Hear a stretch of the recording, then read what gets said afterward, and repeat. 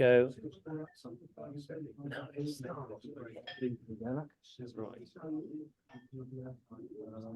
You wonder if you're going to see someone you know on there.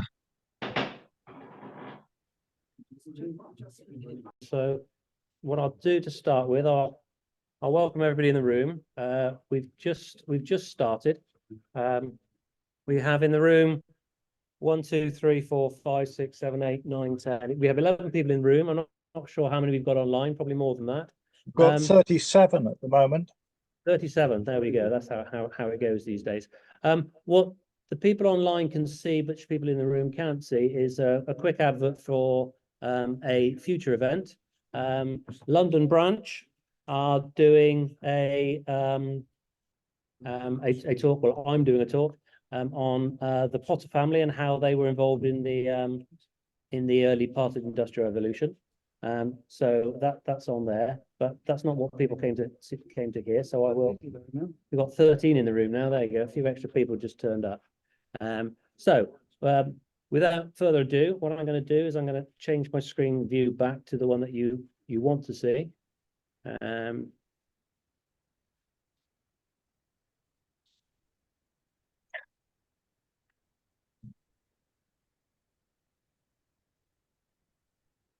Okay, there we go.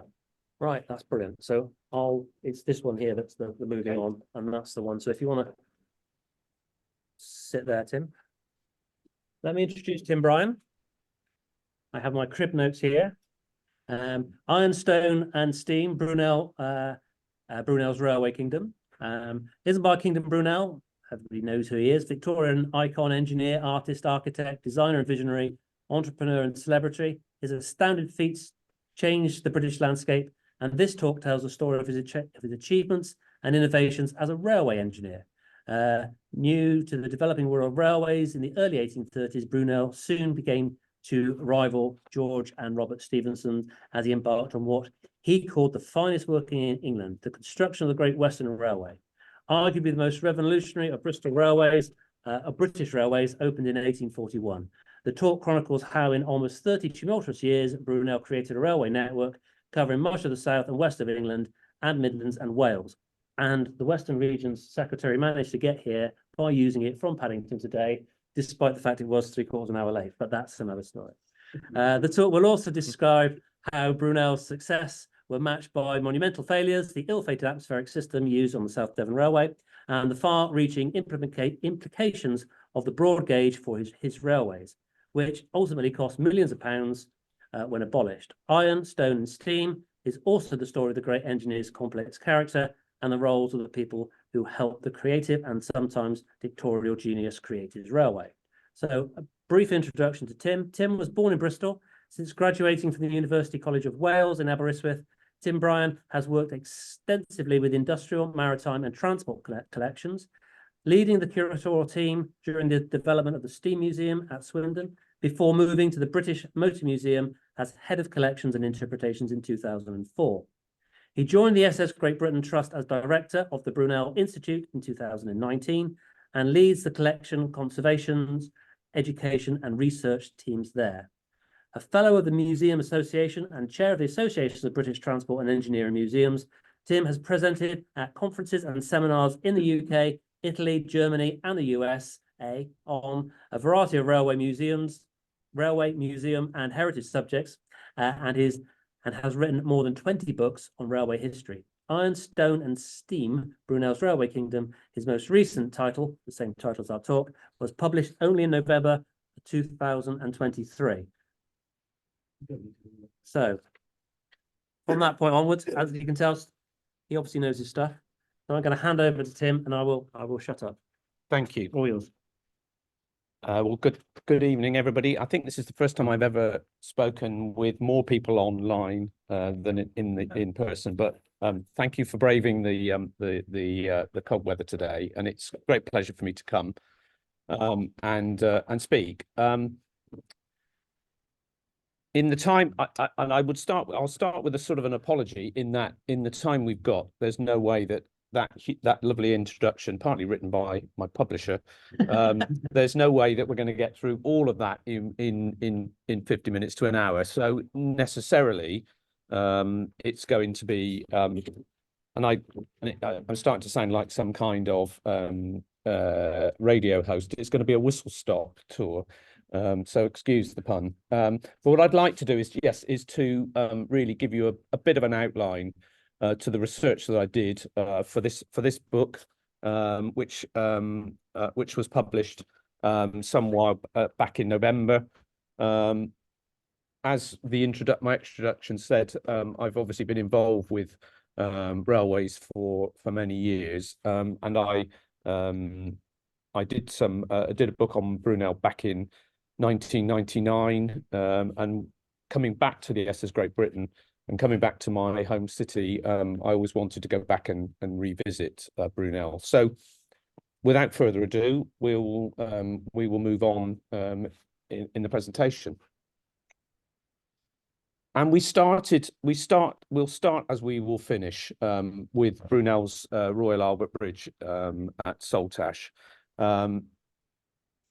When the bridge was opened, Isambard Kingdom Brunel was too ill to come to the opening ceremony in 1859. The pressure that he'd felt working on the SS Great Eastern, his health had deteriorated to the point that he was very, very poorly. And so he was, a couple of days after the opening of the railway, hauled across the finished bridge on a wagon. But he was not always a man for celebratory events, as I've discovered looking at some of his diaries. But at this point, he was very poorly, so it was rather apt that.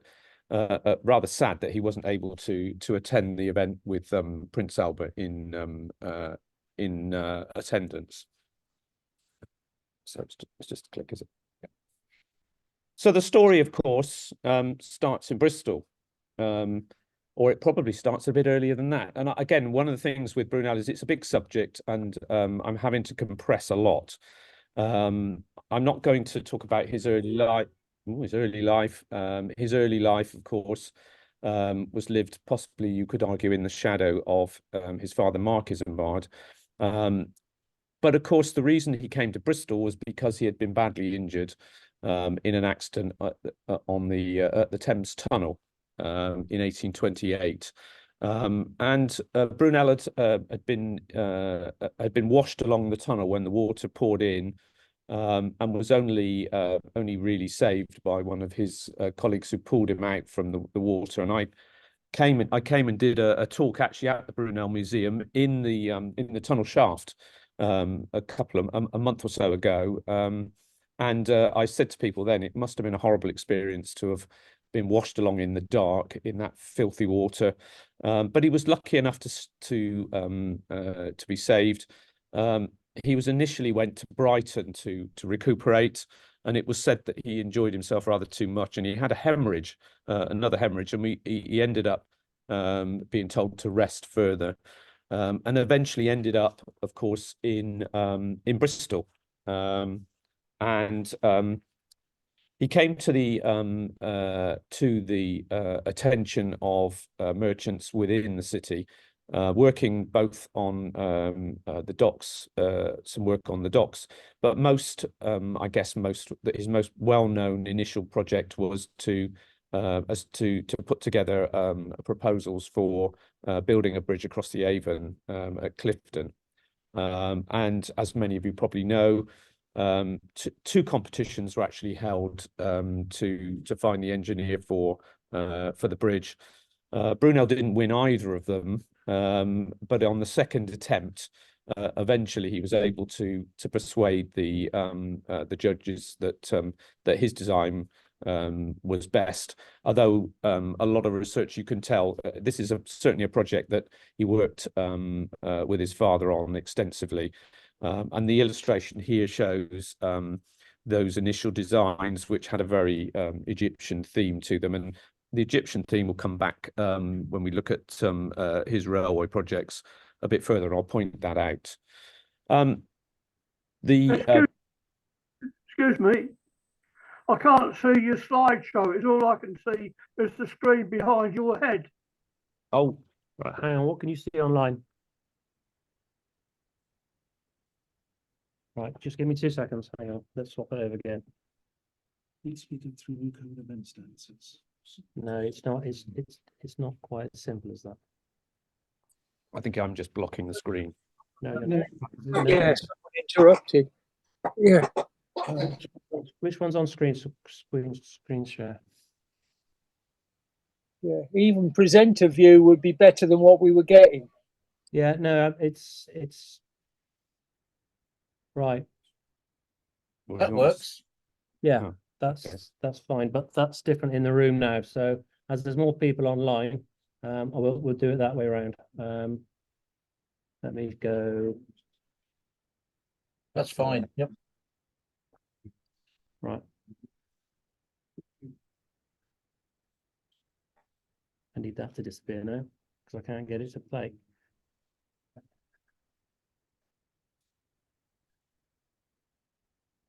Go away.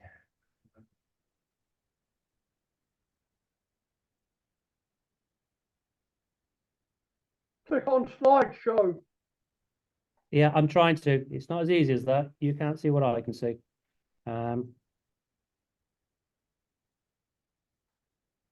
Which one? I've got to guess which slideshow is. There it is. There we go. Okay. That's better. There we go. Now Okay. you've caught up now. Right. Okay. So while Brunel was in Bristol, he came to the attention really of the business community within the city, and started to make friends within Bristol itself. A couple of people that he met. He actually met in 1831 when the Bristol riots were on. In particular, a man called Nicholas Roche, who Brunel met when they were rescuing silver from a burning building. I think it was the Mansion House. But Brunel began to really to sort of insinuate himself within the community. But at the although he had been working on the docks and he'd been working on the bridge, the coming thing, of course, was railways. By 1830, the railway revolution was underway. Obviously, the first successful railway that carried passengers and goods was the Stockton and Darlington, opened in 1825. But it was the Liverpool and Manchester Railway, opened in 1830, that really began to open people's eyes to the importance of railways, both as a way of travelling quickly and carrying goods, but also, importantly, as a way of making money. It was clearly seen as a potential opportunity for investment. Brunel had very little experience initially of railways. He had applied for a job at the Newcastle and Carlisle Railway, and had actually been interviewed for that post, but didn't get the job. All the correspondence is in the National Archives, and he also did some work surveying a route from Gloucester to Birmingham for a fledgling company that were intending to build a railway, but Brunel's proposals were too expensive, which is something that a familiar trope that you'll hear through a little bit of this presentation. But if we can have the next one. But Brunel did have a look at other railways. This is from one of Brunel's notebooks that's preserved in the Brunel Institute. In 1831, Brunel travelled to the north of England and visited the Stockton and Darlington, but then travelled over the Pennines and had a ride on the Liverpool and Manchester Railway. And this was Brunel's attempt to draw circles as he travelled along on the Liverpool and Manchester. Of course, a lot of the track was stone blocks. The rails were fixed to stone blocks, so the ride was very bumpy. And as a result, you can see here his attempts at circles. On another page, he signs his name and also writes shaky, shaky. But he was clearly thinking about what the potential of railways, and they were very much in his mind. But as I say, he had very little practical experience. If we can go on to the next slide. In 1833, Nicholas Roche alerted Brunel of an opportunity. The merchants, a group of merchants within the city of Bristol, were looking to build a railway between Bristol and London. They had seen the opportunities, and there had been a couple of other schemes earlier in the 1830s that had come to nothing, but the impetus started to grow within the city, and Brunel was one of a series of engineers asked if they would essentially be interested in surveying a route for a new railway. Brunel was, and interestingly, quite a parochial attitude really from that initial committee, the railway committee. They asked him to design the cheapest route possible. Brunel said, "I don't want to do the job. If you're asking me to do that, I will give you the best railway, not the cheapest." And even at that point, before he'd got the job, he was trying to lay the law down to the committee. It does strike me that that this railway, which would be over 100 miles, pretty much the longest main line, they were taking a chance on Brunel because, as I said, his experience of building railways was relatively limited. And I haven't been able to find any evidence that the Bristol Committee of what became known as the Great Western Railway looked very far. They certainly, as far as I'm aware, didn't ask the Stephensons if they would be interested. Of course, they were very busy anyway. But the Bristol merchants seem to have been relatively modest in their outlook, and so Brunel seemed to have a relatively inexperienced track record. But eventually he persuaded the committee to appoint him. And so his first task was to survey a route for this railway. You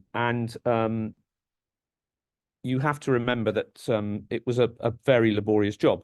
Here you can see that there are a relatively large group of people. Brunel surveyed the route largely by riding across the countryside on horseback and in carriages. It's said that Brunel loved horses, but apparently he wasn't a great horseman either and kept falling off his horse. If we can have the next slide. Eventually, he did get his own carriage, a britchka, and it was nicknamed by his staff and the navvies as the Flying Hearse. This was he used throughout his career, and it was almost like a mobile office. And he could actually sleep in there on the route. But his first task, as I say, was to survey a route that would enable the company to start raising money and getting interest in the project. Thank you. And here's a recreation of what the original one of the early public meetings. This is a still from a photograph from a film that the Great Western Railway did in 1935, called The Romance of a Railway, and they recreated various scenes from the history of the railway. This is supposedly the Guildhall in Bristol. It's if you can find it on YouTube, it's quite cheesy by today's standards, but it was a good way of showing that sort of early history of the railway. So the company was put together, and Brunel presented his plans, and it was decided they would go for an act of Parliament. Thank you. And of course that was the way in which railways were promoted. You put together a proposal for your railway. It was submitted to Parliament, and then Parliament and subsequently committees in Parliament debated that. So if we can have the next.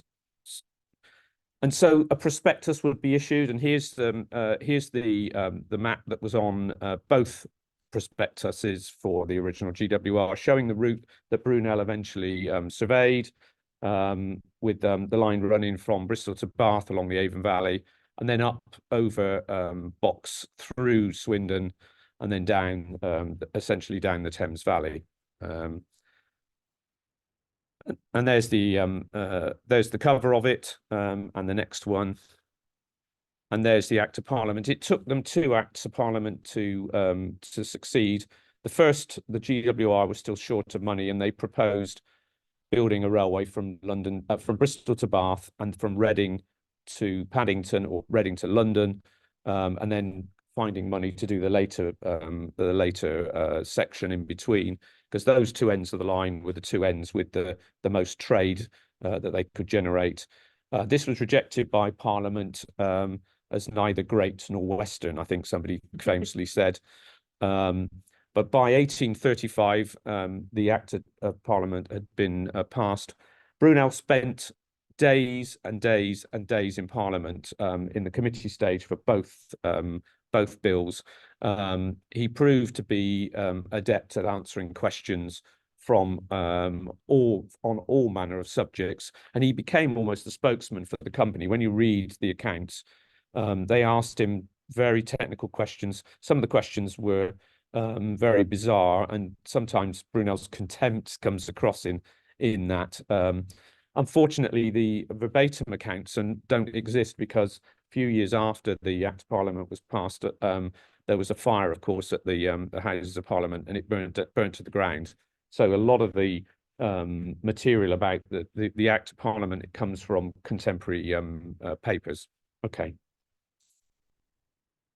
So really just to quickly say what Brunel's railway was about. And I think I mentioned, Brunel wanted a railway that was very different. He called it the finest work in England. It wasn't going to be a carbon copy of railways that had already been built. And there were a number of characteristics, one of which was that he designed it essentially as a high-speed mainline railway with long sweeping curves, and wherever possible to keep the gradients as shallow as possible, so that trains could run at the fastest speed. And here's a born lithograph just showing the line as it goes into Chippenham. Okay. And it would also feature monumental architecture on a grand scale. This was going to be no cheap railway. And this is the Warncliffe Viaduct just outside of London. And I mentioned about the Egyptian theme, and you can see here on the supports to this bridge that this could almost be from a temple in the valley of the Nile. And this particular bridge is thought to be the last major thing on the GWR that Brunel's had assistance from his father in. So grand scale, and the next one. And again, as an illustration, you have his famous bridge across the Thames again at Maidenhead. Very shallow arch, again, built to impress.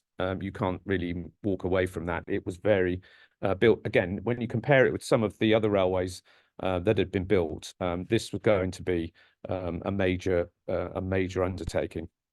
Thank you. And he used a variety of styles, Gothic particularly, which obviously was having a revival at that period.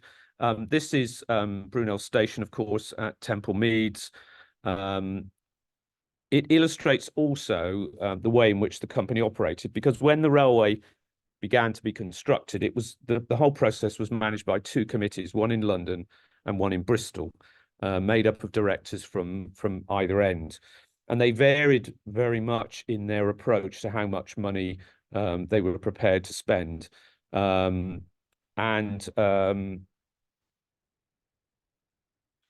We've logged in.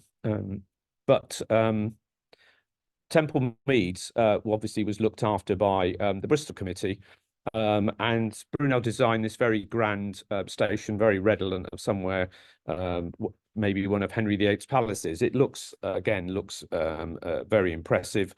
As probably some of you may know, the station is actually built on a viaduct because of the railway needed to cross the floating harbour.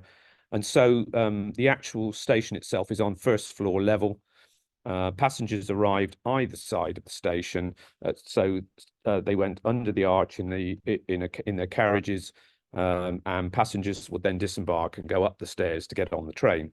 I think the next one shows the inside, and here you can see the inside of the station with its very grand overall roof, built in the style of some of the large banqueting halls in London, with its mock hammer beam roof.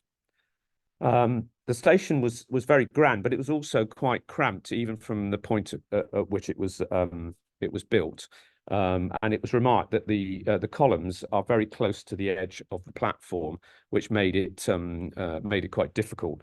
Although I think certainly in the early days, passengers tended to stay in the waiting room, a bit like if you go on. I know on Eurostar, you don't have to stand on the platform. You can wait in the waiting room until the train arrives. And I think this would have been the same at Temple Meads. The original design for the station was much larger, and the committee asked Brunel to scale the designs down a little, partly because by the time the station was being constructed or about to be constructed, the finances of the company were already in a perilous state, because Brunel's railway was costing more than the original estimate of about 2.6 million. Okay. And I put this one in because the London committee tended to be more parsimonious. And Brunel originally produced designs for the station at Reading on quite a grand scale, and they were rejected out of hand by the company. It was said that Brunel was not pleased by this, and as a result, gave them this rather very basic station, which doesn't have very much to recommend it, almost in spite. Now, whether that's completely true, Adrian Vaughan told me this because he said he'd read about it in a diary somewhere. But it certainly does look, in comparison to some of the other stations that he designed, pretty rudimentary. Okay. And here's Bath Station. I just really to illustrate Brunel's approach in terms of essentially making sure that his railway blended in. Brunel had spent quite a lot of time during the promotion of the railway talking to landowners in Bath, like Lord Manvers, to ensure that that they were happy for the railway to go through. And he also wanted to ensure that the railway blended in with the architecture of the city. And as a result, again, the station was built on a fairly grand scale. This is the view. And then you've got Manvers Street. You could walk then down into the city. Again, the station is built on a viaduct, and the platforms are at first floor level. The original station in Bath also had an overall roof very similar to the Bristol, but that was removed during the course of the 19th century. And he also at Bath, if you can do the next slide, it's worth mentioning the approach, because the way in which Brunel would have operated was not perhaps the way that some people would think, in that, for example, Network Rail have a huge archive of drawings, which they describe as Brunel drawings.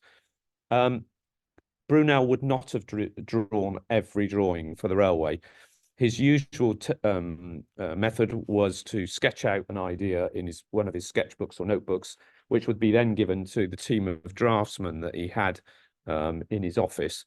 And then they would go away, draw up the plans, and then bring them back to the engineer to approve, before they were then sent to the contractors who were to actually build the railway. And just as an illustration of the level of detail, here is a page from one of his sketchbooks showing the lampposts at Bath Station. So he really had an eye for detail all the way through, right from the biggest structures to the smallest ones. And of course, the final characteristic of this new railway, his new conception, was the track gauge. this is an illustration showing the standard gauge, which is the two rails on the left-hand side, and then the broad gauge with the right-hand rail, because the Brunel's railway had a track gauge of 7 feet and a quarter of an inch, very different to the 4 foot 8.5 that Stephenson's railways were built. And I could spend all night talking about the pros and cons of the broad gauge. But I think for the purposes of this talk, Brunel decided that it was to ensure that he had this high-speed railway, he would build the gauge which would enable larger locomotives to carry more passengers and to be more stable and more safe. There are lots of theoretical, and he had to argue this with the board. And there's quite a detailed theoretical exposition in the board minutes. But for the purposes of this, I'm not going to go through all that, because I'll come back to the disadvantages of the broad gauge in a few minutes. So if we can go on. And here is, and not only was there a different gauge, but there was also the way in which the track was constructed. Unlike many railways that either use stone blocks to support the rails or transverse sleepers, Brunel's railway had longitudinal sleepers on which the rail was supported, and the rail was in what was known as a bridge section. Again, that was different to that used by many railways. Although Brunel didn't invent the bridge rail, it had been used in many other places. And in the initial construction of the railway, the track was held down with these stakes that you could see that kept the track formation pinned down. But this soon proved not to be very good. Particularly in places where the ground was soft and there was a lot of water in the subsoil. Okay. So what I'm going to do is pick a few images out. I can't give you a go from one end of the line to the other, but just as a few examples. One of the intriguing things that I think I found when I was researching the book was about a place called Hay Lane, which is just outside of Swindon. Hay Lane was about just a little bit past halfway on the line. It was a temporary station that had been built just outside of Wootton Bassett when the railway reached there in about 1840. And it became quite a large depot. There was an engine shed. There was a little station, a refreshment room, stables, and some cottages. And if you go to Hay Lane today, there's nothing there. It's impossible to know where it was. But one of the things that seems to have happened is that the original engine shed that was built at Hay Lane, which was made of timber, was actually then relocated by the company to Swindon, where eventually the railway realised they needed to have a locomotive depot.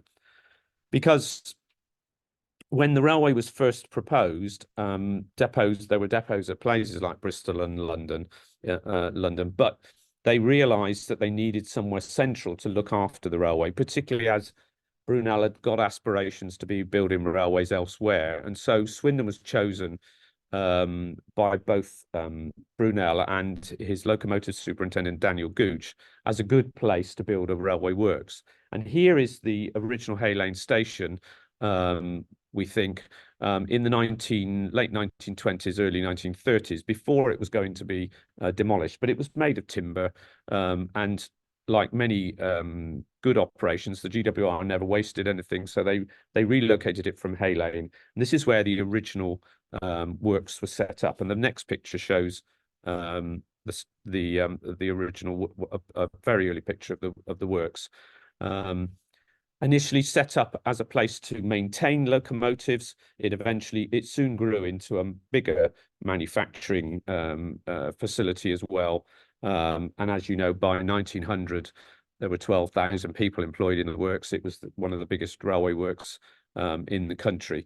This is the original part of the original factory. This building that you can see here forms part of the Steam Museum in Swindon. This was thought to be built about 1846. There were a series of courtyards around which the works was actually set up. And then you can see the little gateway at the bottom of the picture. Many of the where the men would come out, and they would have to cross the lines to get over to the other side of the line. Eventually, subways were provided, but it must have been quite a dangerous occupation at the end of beginning and end of each shift.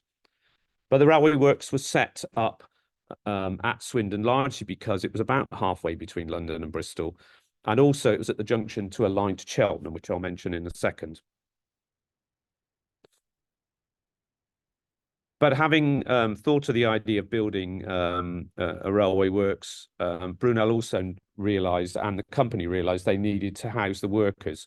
And so what became known and is still known as the Railway Village was built over a series of years, built by a contractor called J&C Rigby.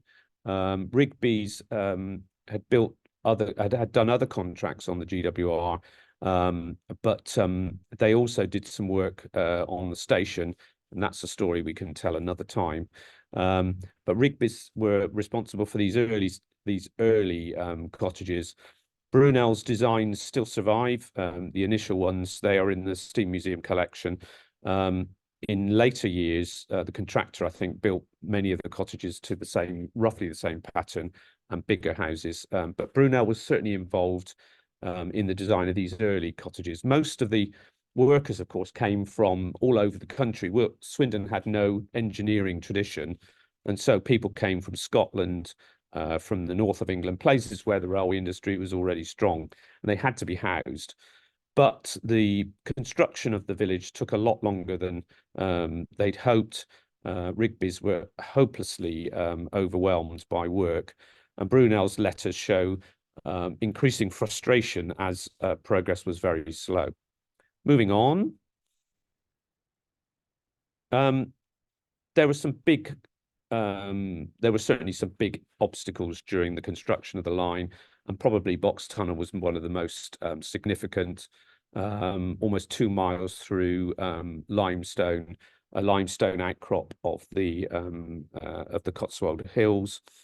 Box Tunnel was the part of the works that took the longest, really, and the project was not helped by one of the contractors going bankrupt, and the workers who ended up excavating the tunnel really had to endure some awful conditions.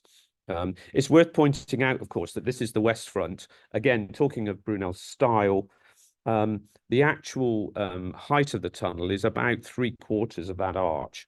And I think the next picture shows the interior of it. Brunel felt that West Arch should be almost like a gateway to the West Country. So it was, again, built very much for effect. And driven, you can see, through the limestone.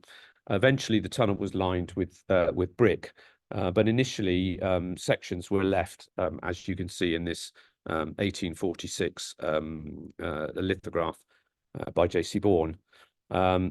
And it was the last section of the original Great Western Railway to be constructed. And when the tunnel was finished in 1841, trains were able to run from London to Bristol. And it wasn't just the limestone. They hit Fuller's Earth in the middle of the tunnel. And reading contemporary accounts, the Fuller's Earth was the most difficult thing for the men to deal with, because it was very sticky and wet. And that caused lots of problems. Although having to blast the tunnel through the limestone was a arduous task. Thank you. And it's worth pointing out that people often say Brunel built the Great Western Railway. He didn't build the Great Western Railway. It was these people who built it, the navvies. They were the ones who did the work on the line, working for various contractors who were contracted to build particular sections along the railway. And they moved from section to section, and lived hard and worked hard. Box Tunnel was as I mentioned, was one of the toughest assignments, but Sonning Cutting was another really difficult project, which caused the GWR and Brunel many headaches. Okay. And all in the middle of this, Brunel was also designing steamships. During the GWR Act of Parliament, while they were debating it in Parliament, the directors had a dinner in London, and the suggestion had been made, and it's difficult to know because I've never been able to find it in a primary source. There was a suggestion, Brunel was said to have thought, well, if we can build a railway from Bristol to London, why don't we build a link London and New York? And by doing that, we would link London and New York using a steamship. So he and Thomas Guppy went away to think about how this could possibly be done. And this is how the original idea of the SS Great Western came about. I think at the time, people weren't sure whether it was just bravado at a dinner, but the Great Western Steamship Company was set up. And of course, what the result was, his first ship, the Great Western, launched in 1838, or made its maiden voyage in 1838. So this is all while he was also designing the railway. Thank you. So the railway was built in sections, progressing London to Bristol to Bath, and then westwards from London. And here's another one of the reconstructions of that original from that film. And this is supposedly the opening of the line from London to Maidenhead in 1838. The station was actually built on a piece of waste ground at Swindon Railway Works, and they employed the Great Western's Operatic Society to act as extras. And this is a replica of an early locomotive, the North Star. And the next picture, I think, if you click on that one, here's the picture from the platform. And they reconstructed this original thing. In the big picture, they've I would say it's the equivalent of Photoshop, but they've essentially got rid of the diesel shunter that was pushing the train up and down. But it was again, this is in the this gives you a bit of the excitement. On the way back, Thomas Guppy, who was one of the directors of the company and was working with Brunel on the Great Western, is said to have walked along the roofs of the carriages as it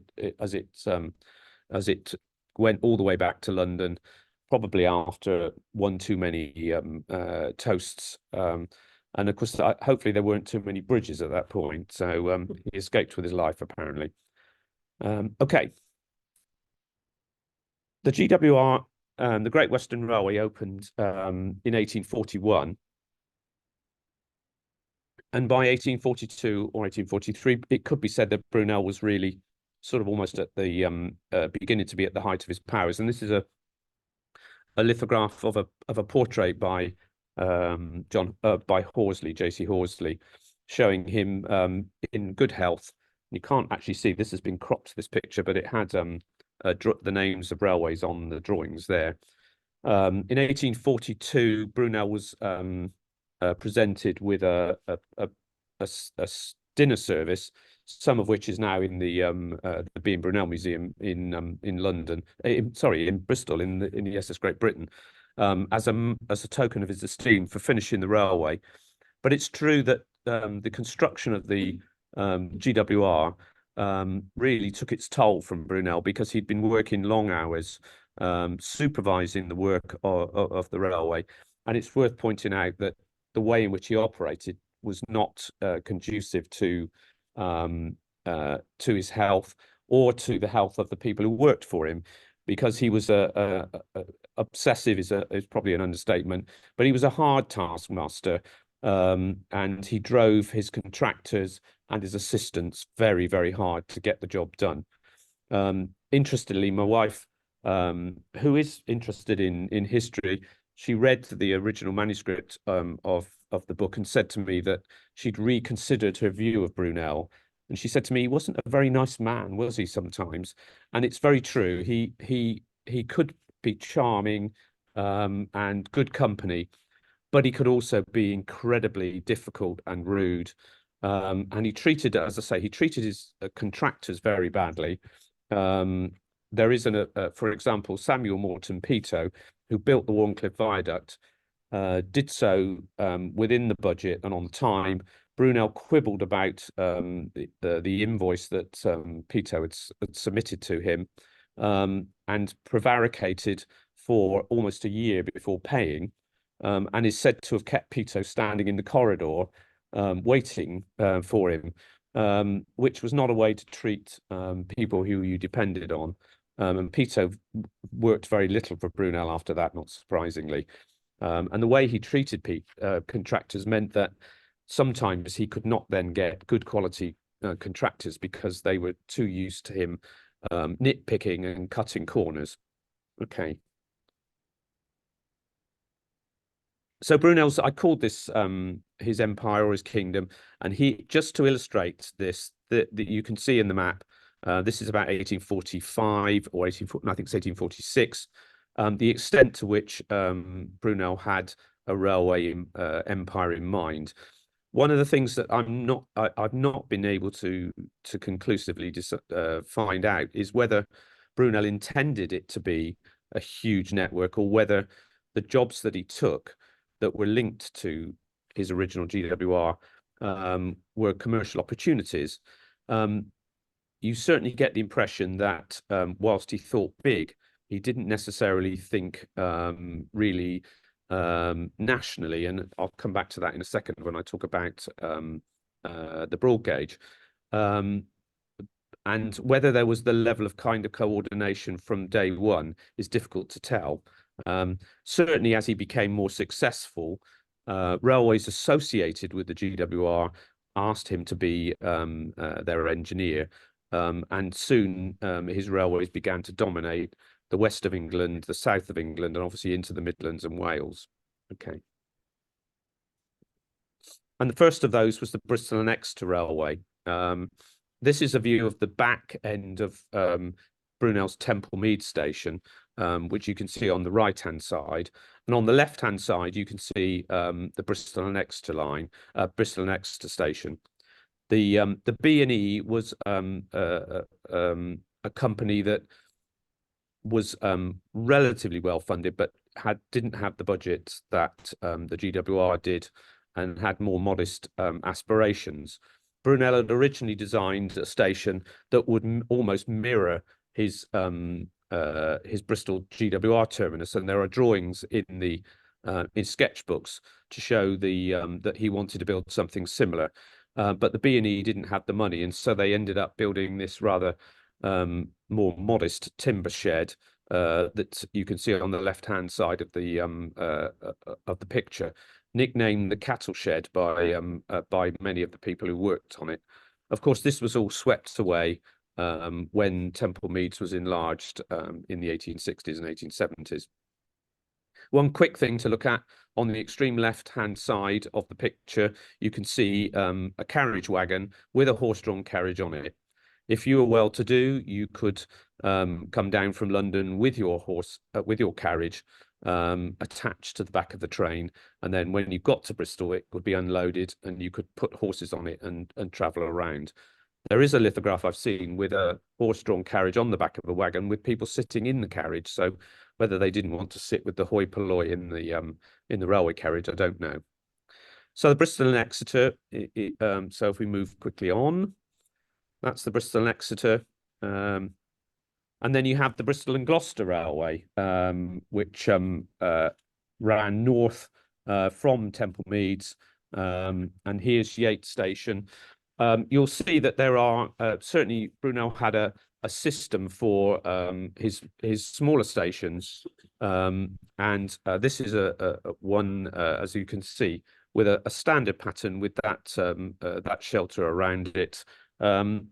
The Bristol and Gloucester was opened in 1844, and again, initially was going to be standard gauge, but ended up obviously not being broad gauge. Okay.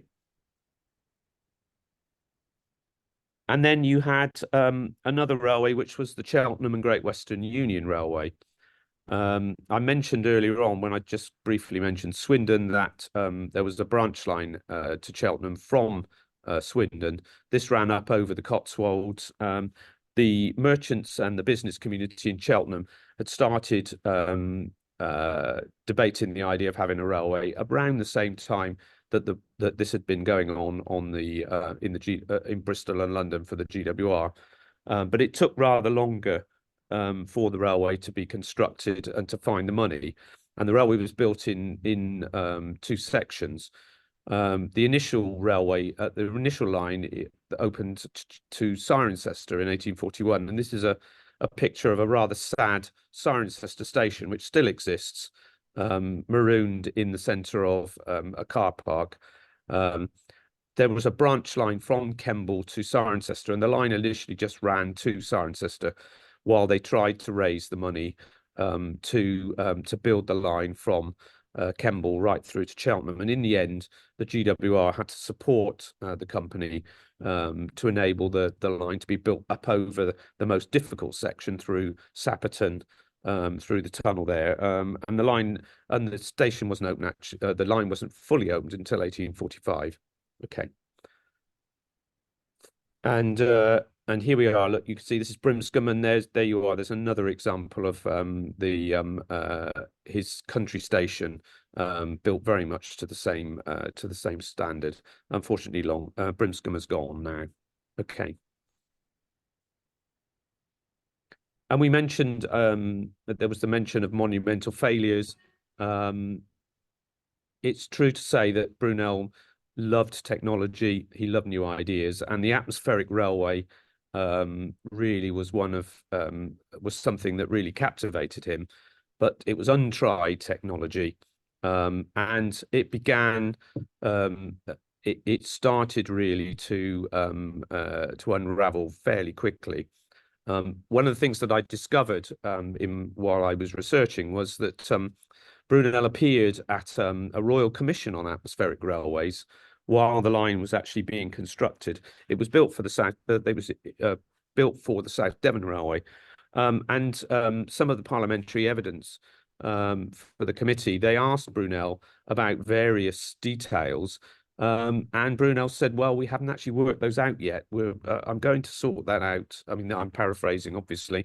There was certainly the technology over a big distance. There were lots of things that he was really making up on the hoof. The technology had been tried in London and in Ireland on a line from Dublin to Dalkey. But that was a short line. This was a line from Plymouth, from Exeter to Plymouth, that would go across some very difficult terrain. And the technology failed on a number of in a number of areas, although trains did run. And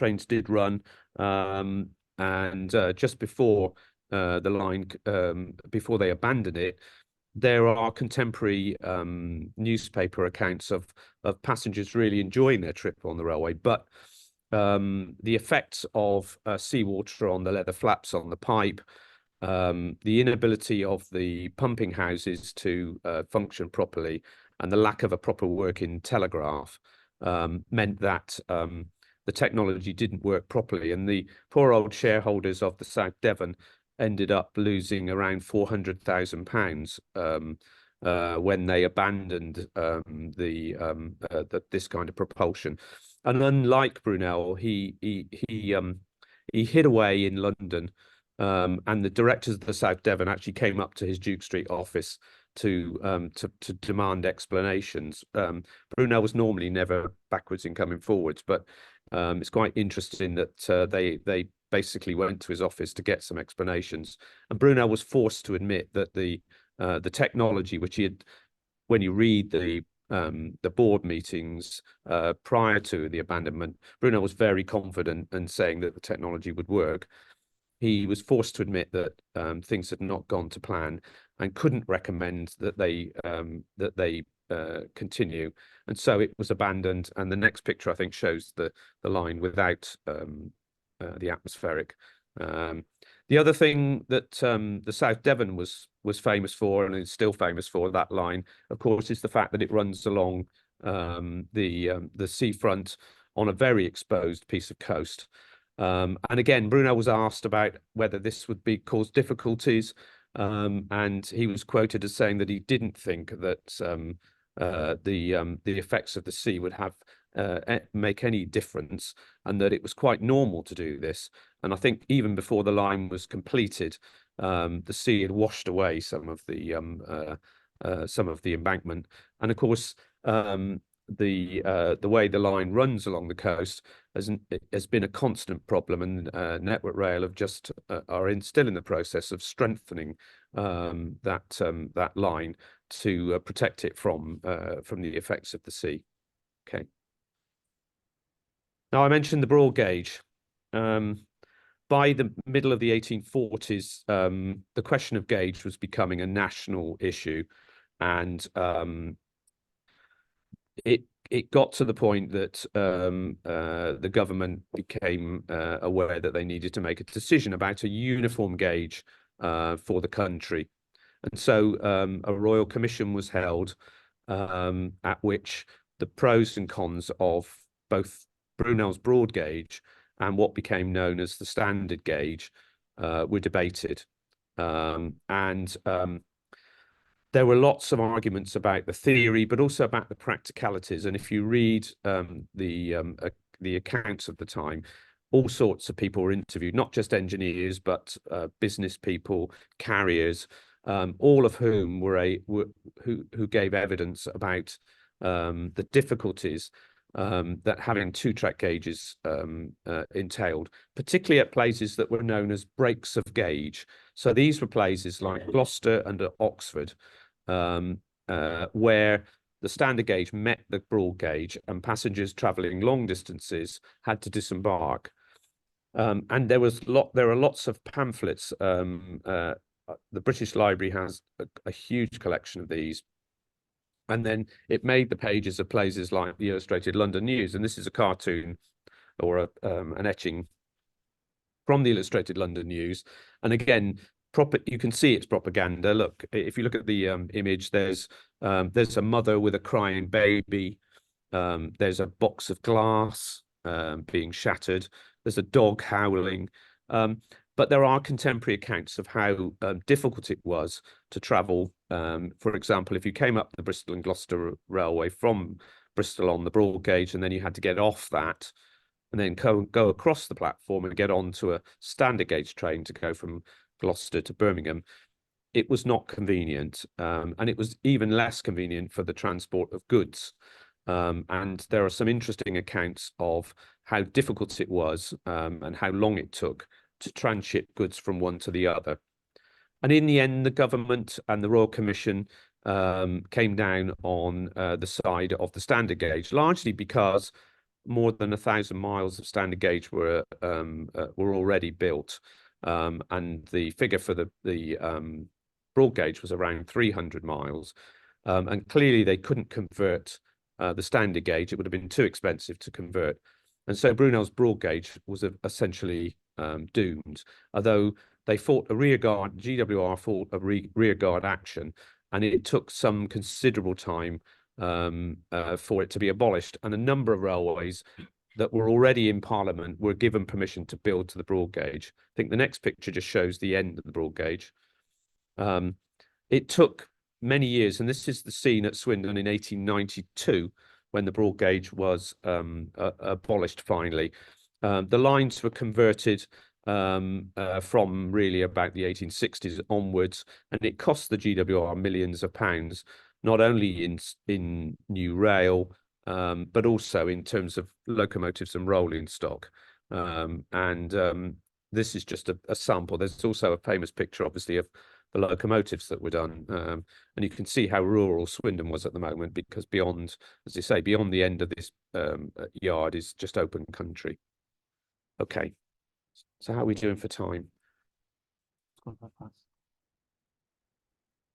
So how long? We normally finish about 9-ish, but Lovely. leave That's a little good. bit of time for questions. That's good. Okay, good. The other, in terms of failures, the other thing to think about was Brunel's plans to build locomotives. As part of his initial plans for building the original Great Western Railway, rather than buy locomotives from companies like Robert Stephenson, Brunel decided instead to do things differently. There's a surprise. He sent out a specification to a number of manufacturers that frankly was described by many engineers as ludicrous. The locomotives that ended up being produced were described by one railway writer, I think at the time, as freaks. They had most of them had enormous driving wheels, puny boilers, and it was said that many of them could just about propel themselves along, let alone pull a train. Brunel left what he did was he set up a specification, and in that specification, he left the actual design down to the whims of those railway companies, locomotive companies themselves. So by the time the GWR was getting near to being open, they didn't have really a huge selection of locomotives to call on that were reliable. And so Brunel had appointed this man, Daniel Gooch, in 1837 as his locomotive superintendent. And the relationship between Gooch and Brunel is one that endures. Gooch was probably the complete opposite to Isambard Kingdom Brunel, in that he was a practical engineer from the northeast of England, a man schooled in manufacturing, foundries. He was a very practical man.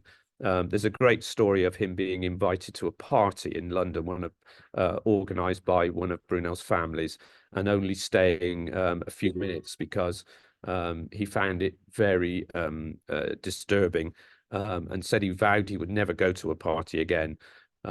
Brunel himself was cultured. He mixed in artistic circles. This wasn't Gooch's scene at all. Gooch was happier. Somebody said with a spanner in his hand, but he was a practical nuts and bolts man, and he worked to try and make some of Brunel's designs operate. But what he also did was to negotiate the purchase of 2 locomotives from the Stephenson Company, one of which you've already seen, which was the North Star. The North Star and what became known as the Morning Star were 2 locomotives initially built by the Stephenson Company for a railway in America. The contract fell through. I think it was a 5'6" gauge railway. So they were able to re-gauge the locomotives to the 7-foot gauge. They were what was known as Stephenson Patentee design, so a tried and tested design that was already in operation all over the railway, the growing railway network. It does make you wonder why Brunel didn't just ask Stephenson if they could build some locomotives for the GWR. Although reading around the time, the Stephenson Company was almost completely flat out, so it might have been quite difficult for them to build 50 or 60 locomotives for the GWR. But Gooch, as I say, was a practical engineer. He spent a lot of time at places like Paddington, underneath locomotives, rebuilding them, enabling them to operate. Particularly when the railway first opened, there were lots of breakdowns. Gooch and the team of mechanics and engineers that he assembled were able to try and keep the show on the road. But then what he decided to do was to design his own locomotives, and I think the next picture shows that. And the previous picture showed an example of this, which was one of his Firefly class locomotives. They look very similar to they were based on the Stephenson Patentee design, with these big double frames, but they were reliable, they were quick, and they really were the backbone of the locomotives that ran all over on the GWR and other Brunel railways. And here's the Firefly replica in operation at the railway centre in Didcot. Sadly, it's not running at the moment. So moving out of the away from the main GWR line into some of the other railways on the network that Brunel designed. This is the Oxford, Worcester, and Wolverhampton Railway, the OW&W, known, I think, by railwaymen as the old Worse and Worse, because it was not the greatest railway to travel on. This was a line that ran north from Oxford, again over the sort of north part of the Cotswolds up to Wolverhampton. It was promoted really as a way of getting an alternative route from the Midlands to London for freight. Brunel, it's true to say that Brunel had a difficult relationship with the directors of the company. Many of these companies, like the OW&W, had some GWR directors on them, but were nominally certainly an independent company.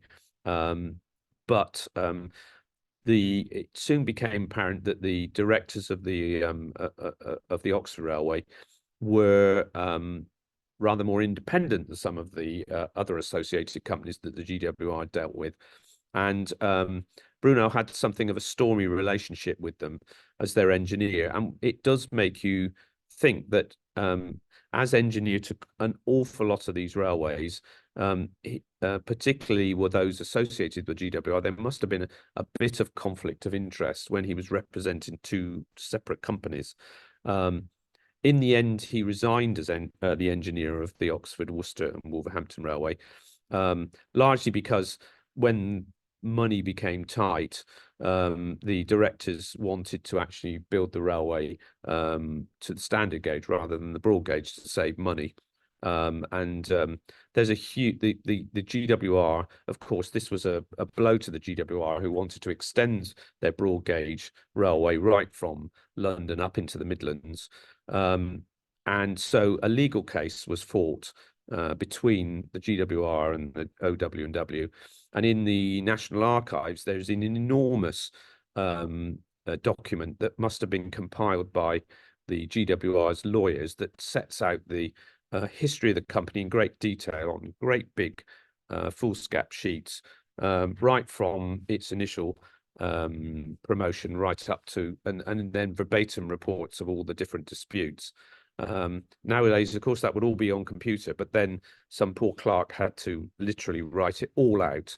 But it makes fascinating, if long-winded reading. But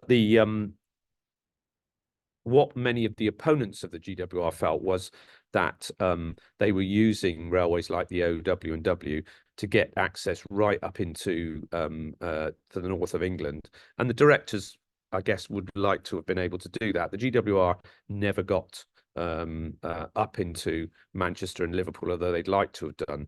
And certainly the railway's opponents were determined not to let the railway get that far. And of course, the broad gauge only ever got as far as Wolverhampton. Okay. And here's a very a rare poster that we found. There's very little material about this railway. This is in the collection at the Brunel Institute. Okay. And then we move into Wales. The South Wales Railway was, when it was promoted, was actually, I think, the largest, the longest main line that had been promoted at that time.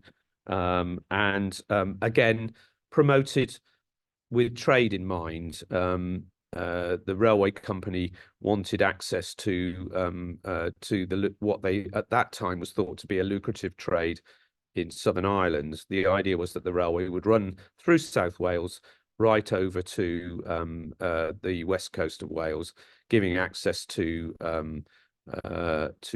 traffic from Southern Ireland, particularly cattle and agricultural produce.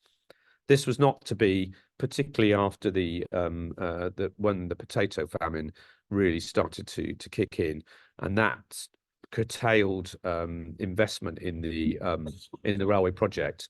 But it was still necessarily important because the GWR also wanted access to the coal trade and the manufacturing industries in South Wales.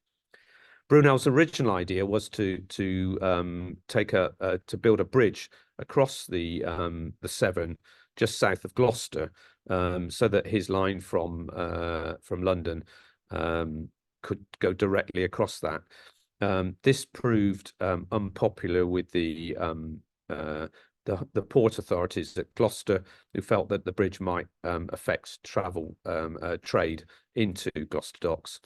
And eventually Brunel was forced to build his railway from Gloucester. So the South Wales line went from Gloucester down to Chepstow.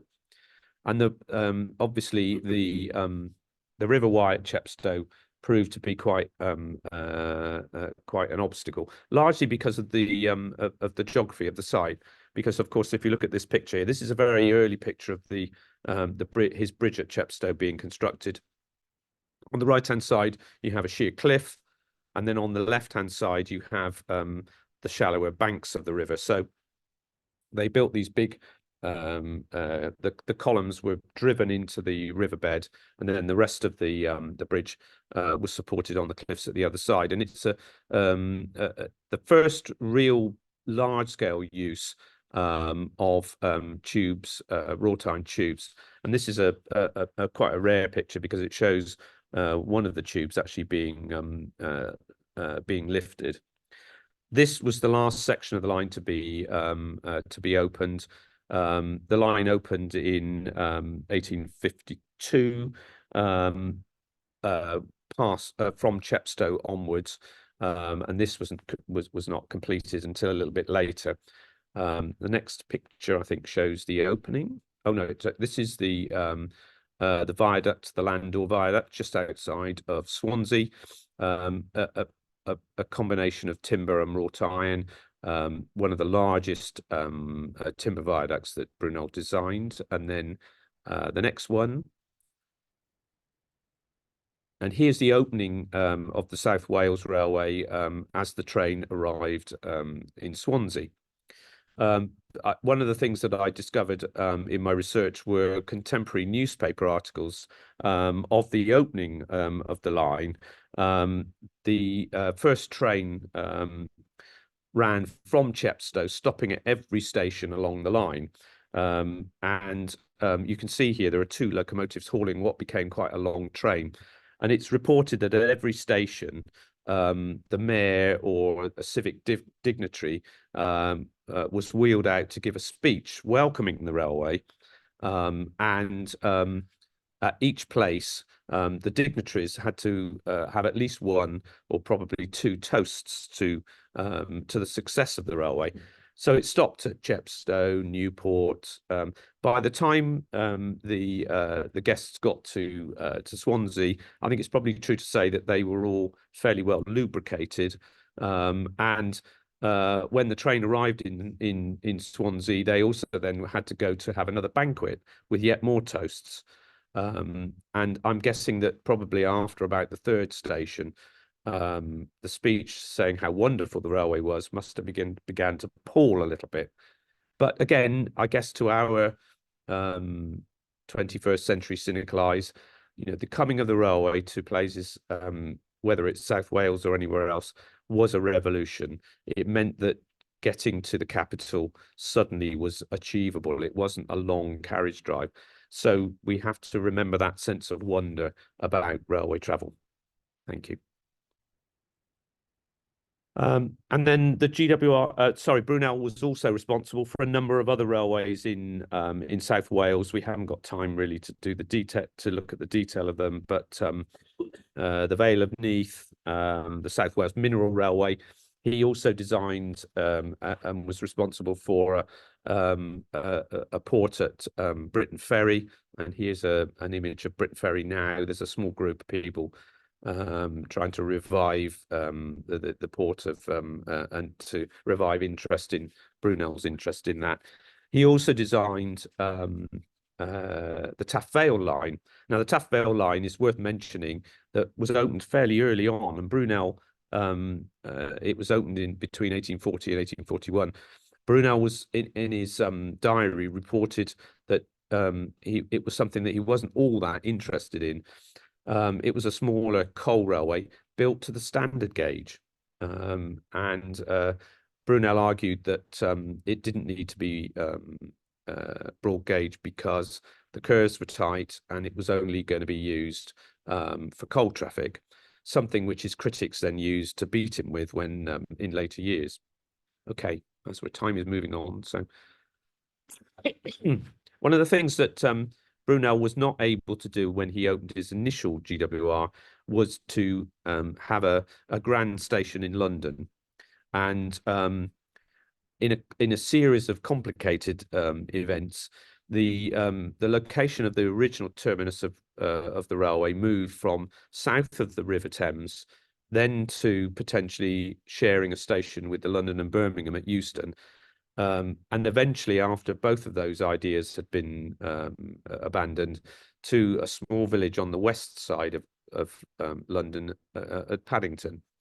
And so those of us who've always struggled to get from West London, from Paddington into the centre, will appreciate that this late decision is the reason why it is so difficult. And so the company was also very short of money, and so they built this station here at Paddington, which was a very modest station. I think this is an illustration from about 1845, showing the timber roof with these cast iron columns. Brunel always wanted to build a better station, and so but it wasn't until around 1850 that the GWR was in a position to do so. Thank you. And by that time, there were new technologies that were helping and certainly influencing his ideas. And the main one, of course, was the idea of being able to use architectural scale glass. Paxton, who had been the head gardener at Chatsworth, had invented his patent glazing system, which he'd used in glass houses and which had ultimately been used in the Crystal Palace. Brunel had been on the Crystal Palace committee with Paxton, and his idea was to use Paxton's patent glazing in his new station, which would enable him to create a light, airy space. And so by 1850, the GWR directors also realised that the small station at Paddington wasn't big enough when railways like the South Wales, the South Devon, the Cheltenham line, all were sending trains into Paddington, and so they needed a much bigger station. So I think the next slide should show the drawings, and here's a good example of, again, some of his sketches for the station. Essentially, it would be one large space with two smaller arches on either side, and you can see here his original ideas. He worked very closely with a company called Fox Henderson. Fox Henderson had been responsible for the manufacture of the Crystal Palace. They had one of the things that was important about the Crystal Palace was that it was prefabricated.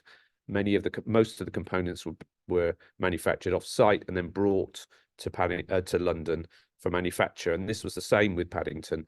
A lot of the components were made elsewhere and brought in. The next picture, please. And so here's the end result.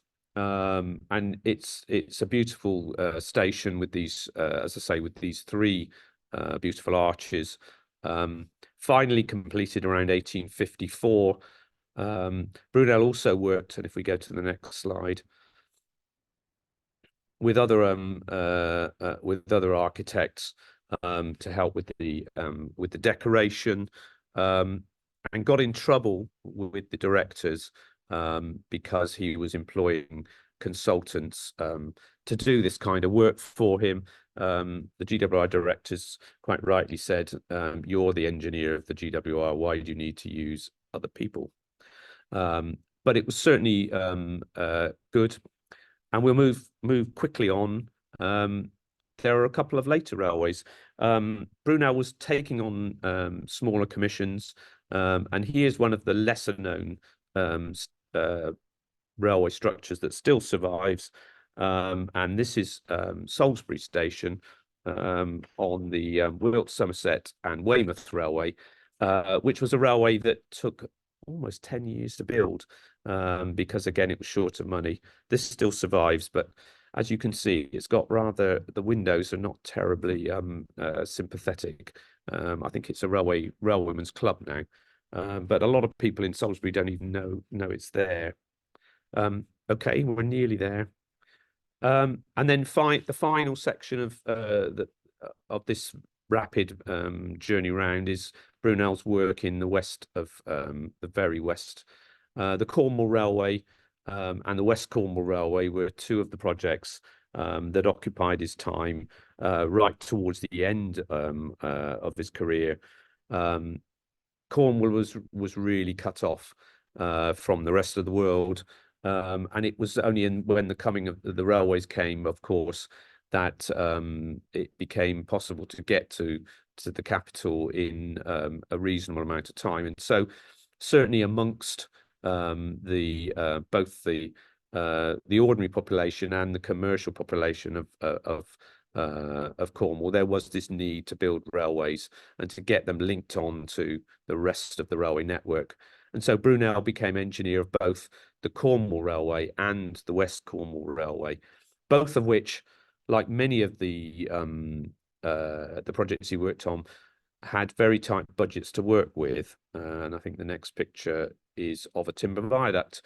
And because money was tight, the geography of Devon and Cornwall involved lots of deep river valleys. There were lots of viaducts required. And so Brunel's option to these companies was to build viaducts with timber.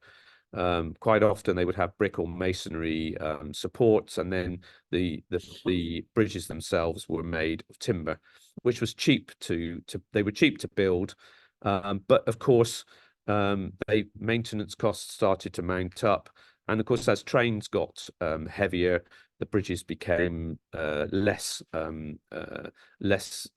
strong. One of the directors of the West Cornwall Railway said in one of his reports that travelling across one of Brunel's timber viaducts was one of the scariest things that he'd ever done. But they lasted, I think the last timber viaduct was not removed until 1930. So they did keep going. But it was a sort of financial time bomb for these railway companies. It was cheap at the time, but eventually the poor old GWR, who absorbed all these companies, eventually had to stump up to replace them. And at the end of his career, Brunel, as I say, was right at the start, was almost a broken man. He had worked hard all his life. His cigar habit probably didn't help. 30 cigars to 40 cigars a day, a crippling amount of work. And then the final thing, which was the construction of the Great Eastern, a process, his last steamship, a process which proved to be very problematic and stressful for him. And so this is a picture taken at the launch, and he certainly looks different to the optimistic figure that you saw in that lithograph in 1842. He died in 1859, but there were a number of railways that he had started work on that were completed by his assistants, including railways like the Bristol and South Wales Union Railway. So his legacy continued, and his office continued operating for some while. And one of the saddest pieces of archive material we have in our collection at the Institute are letters written by his assistants telling people who he had worked with that he had passed away. But I think there's having said all that, and if we go to the next slide, I think, or the last slide, his legacy will continue. And if you go on to the next one, his name is on the Royal Albert Bridge at Saltash. Many people would argue that it's one of his enduring masterpieces, and certainly still does the job that Brunel intended it to do back in 1859. So I've just about got to the time, so I'm going to stop there before you all give up the ghost and my voice gives up the ghost. But thank you very much for listening. I'm sorry it's been such a rapid trip through, but maybe I can come back another time and show you some more pictures. No, that's great. We are up to 9 o'clock, but I think we'll take a few questions. Is there anybody in the room got any questions? Yes, you showed a photograph of Bath Station, and I think I've seen somewhere a photograph where from the upper deck, as it were, a bridge down into the Bath. Am I making this up? There is a ramp, I think. Ramp, I yes. think, yeah. In the yard, it came off the from the railway and crossed that yard down into the street. Am I right? I believe so. I think it might be. It's changed such a lot, that bit of the station, hasn't it? I can't honestly say I can be completely 100% sure. Yeah. Mm. See which one's Mm. down. Yeah. For those online, the question was about an old bridge in Bath leading into the station.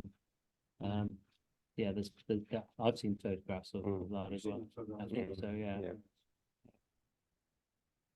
Anybody online got a question? There aren't any hands going up. I can't see anybody. Anybody else in the room? There's one there. I'll give you a chance to repeat the question if I. From my research, the loading gauge of the broad gauge and the standard gauge is pretty much the same, perhaps an inch or two in it. And when they changed the gauge of the track, they only moved the outside rail. So the inner rail against the platform stayed the same. And the gap between that rail and the platform edge stayed the same. But clearly the rolling stock would not have fitted that scenario. Yeah, the comment there for everybody was that the loading gauge for the actual raw gauge and standard gauge was about the same. Yeah. So you only needed to move the outer one in, and the platform, the rails would still be close to the platform, so you didn't have to reset the whole thing. Are you aware of that? How did that scenario play out? I mean, I think you're right. I think they slewed the outside rail in rather than, which is probably the logical way to do it. I think that what people were, I guess the package for the whole railway was bigger, obviously because it was, but I'd have to look that up. I don't know is the answer. There are I've seen examples of dual gauge. Yeah, the mixed, what they call the mixed gauge. That's right. Yeah. Got the example in Didcot that was That's right. on the photo. He's obviously showing the two gauges, but there was certainly some of the Bristol stuff had three rails. Yeah, it did. Which confirms what you're saying about you could step onto a train from the platform from one. But of course, with Brunel's longitudinal sleepers going the length with the rails, then that's not how they were subsequently done. So once you start changing over to having cross sleepers, or what the correct terminology is, then you'd have to rip the whole lot up and do it again. So I think initially you're right, they may have just moved one in initially, but whole sections completely had to be redone. So it was a very expensive. Yeah, the track, those longitudinal sleepers lasted for a while, They did. but eventually they had to replace it with what we now, It's a question from Julia, and I'll take one more to finish. The fact that the longitudinal rail survived to 1895. Yeah, I was going to say a few years afterwards. Yeah, it did, and I think in sidings. Yeah. Yeah. I mean, I've been to look at the atmospheric railway in Ireland. No, I haven't. Absolutely should, because you can see that, in fact, the station is still at what I call Kingstown, and everybody else calls whatever they call it, Dublin Kingstown Railway.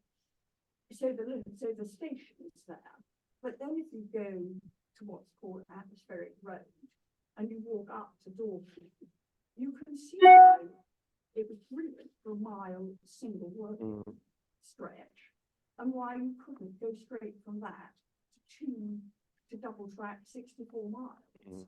I mean, it was, I don't know why we're all so obsessed with the Atmospheric Railway. This was absolutely, I mean, I'm obsessed, and I don't even like the names, you know, I think the Atmospheric Railway was still like sport.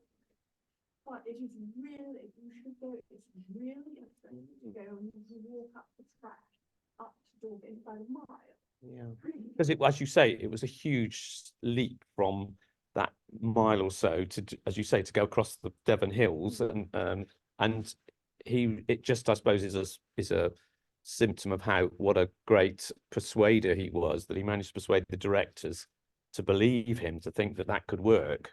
I'm sort of interested that because Robert Stephenson, of course, they wanted the Chester and Hollywood to be atmospheric, and there is the most fantastic report by Robert Stephenson. That's right, yeah. Chester and Hollywood. Very cool.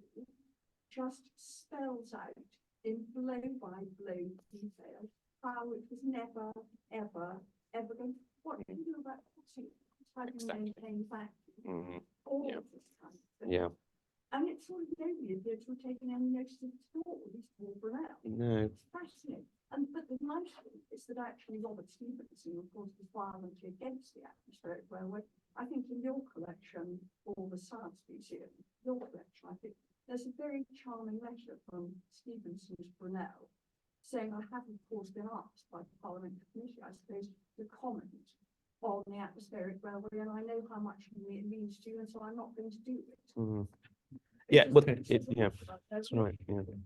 Again, people online won't probably be able to hear the comments that are going on. There was a discussion going on there about atmospheric engines, about the one in Ireland. That bits of it you can still go and see. And if you get your it's well worth going and see that. And comparing it with a 64-mile stretch, you could see why Robert Stephenson said it was never going to work, and he was obviously against it. George, I'll take a very quick one just to finish off. Yeah, just to say that you probably will have seen them, but there are in the Institution of Civil Engineers Library a wonderful set of coloured drawings of the actual and proposed line of the Atmospheric Railway done by a man called William Dawson, who was the brother of Robert Kearsley Dawson, the famous Ordnance Survey engineer. They're absolutely stunningly beautiful.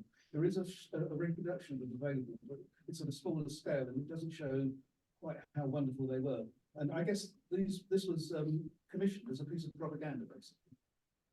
Yeah, I think that book has been published. I think it was reproduced by, I think the Broad Gauge Society published them in a big format, Yeah, in colour. But actually, I know the originals are huge, aren't they? Yeah, yeah. Okay, well, perhaps sometime when I need to have a talk specifically about the Atmospheric Railway. Obviously not be quite such a flyby. No. Very much appreciate it. Lots to get in tonight. You've done an excellent job. Very much appreciate that. Shall we say thank you in the usual way? Thank you. Thank you to everybody online. I think the next talk is the 6th of March one in London. I'm looking at Julia. I don't think there's another Newton talk. Yes. There is that one? 15th February. Of course, 15th February, yes. I can't remember. That's me. That's true.